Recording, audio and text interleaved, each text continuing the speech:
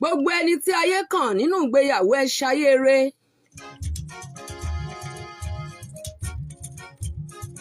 Gbogbo ẹni tó lọ́kọ ẹ ṣayé re. Obìnrin ni mí. Gbogbo ẹni tó rí ọmọbìnrin tó fẹ́ sílé ẹ ṣayé re o. Obìnrin ni mí, mo mú ni dára o. Ìhòòhò láyé yín nínú ìgbéyàwó kò gbúdọ̀ hàn dé. Obìnrin ni mí, mo ní tara. Obìnrin Ìlẹ̀kẹ̀ láyé yín nínú ìgbéyàwó kò gbúdọ̀ já o. ni mo mú ni dára o. Ògiri àlàpà láyé yín nínú ìgbéyàwó kò gbúdọ̀ wó.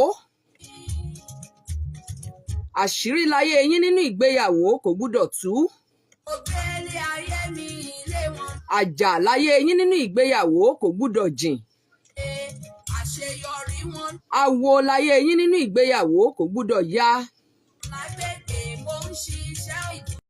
Odó ni ayé yín nínú ìgbéyàwó. Mo ní tara.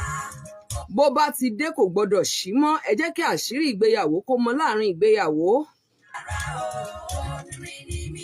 Odò sì ní ayé ìgbéyàwó kò má gbọdọ̀ gbé yín lọ o. Òtítọ́ àti ìtẹ́lọ́rùn bàkan. Ẹ fara yín tí ibú bá fẹ́ dé. Obìnrin ni mí. Ẹ ranra yín lọ́wọ́ ikú àjọkú àwẹ̀ àjọgbà. Ralé mi ò láì fòyà. Wọ́n ṣáàtì Èèwọ̀ láyé yín nínú ìgbéyàwó ẹnìkan kì í jẹ. ìrànlọ́wọ́ fún. Ẹnìkan kì í mọ̀. Mo ní tara. Ẹnìkan kì í lù ú. Mo lánàá. Gbogbo èèwọ̀ tó ń gbé ìgbéyàwó ró ẹ mọ̀ jẹ́ o. Obìnrin ni mí, mo ń sọ pé Ọmọọba Olúwaṣeun Adébóyè mo kí ọ o èjìrẹ́ mi. dára tó tí mo rẹwà. Kò léwu. Nítorí tí ẹnìkan bá ń yangàn wípé ìgbéyàwó rọ òun lọ́rùn àfi kó máa dúpẹ́ kó sì máa fi àdúrà dé. Rẹ̀lẹ̀ mi lè dàgbére. Nítorí pé gbogbo igbá tó dojú dé pátápátá ló ti dúró lódìdírí lórí igi igbá. Ó lè ṣàkójọ ìparun. Gbogbo igbá ló ti ṣe rekete rí torí roboto bí òrombó. Lẹ́dọ̀ òkùnkùn. Ayé ló sọ igbá kalẹ̀ tí wọ́n pín igbá tó wà ní ẹyọ kan sí méjì pérégedé gbẹrẹgẹdẹ. Ikú obìnrin ni mí. Ayé wa sọ igbá di nǹkan múmi, wọ́n sọ igbá di nǹkan mẹ́mú. Obìnrin ni mí. Igbá tó rí rekete wọ́n wá gé sí méjì tán kò mọ̀ gúnrégé. Ayé wa sọ igbá di ọ̀gbún. Mo ní dára o. Etí igbá wá rí gbọ̀ngàn nígbà tí wọ́n tún wá sọ wípé káwọn ó tún dán kó mọ́rán.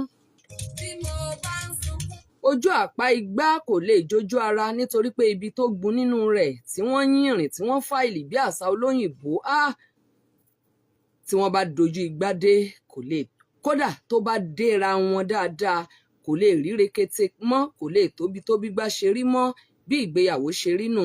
Àfi kẹ́ ẹ má jẹ́ kó yín gẹ̀. Ọ̀hún lójó ń sunkún sínú. Ó fọ ọ̀dọ́ inú òkùnkùn.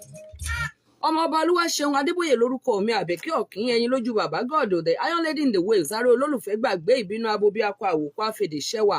Ṣé ẹ̀yin ò gbàgbé ohun tá à ń bá lọ lórí ètò yìí? Ẹjá sọ di ẹ̀kọ́. Mi mo lánàá. Obìnrin ni mí, mo mú ni. Lórí ètò Ṣeun Adébóyè tó ò bá ti fẹ́ ìkọ́ ò fẹ́ ìmọ̀. Èmi ò ní pé ẹni tí ò fẹ́ ìmọ̀ ní ẹranko, Bíbélì ló pè wọ́n bẹ́ẹ̀. Kúrá tó ṣe máa ní abiyamọ. Ẹ já sáré bọ́ sí ojú ọ̀gbagadè ètò. Ẹ jẹ́ ká tẹ̀síwájú lórí eléyìí tá à ń bá bọ̀ gẹ́gẹ́ bí ẹ̀kọ́ nínú ìgbéyàwó nínú ayé obìnrin.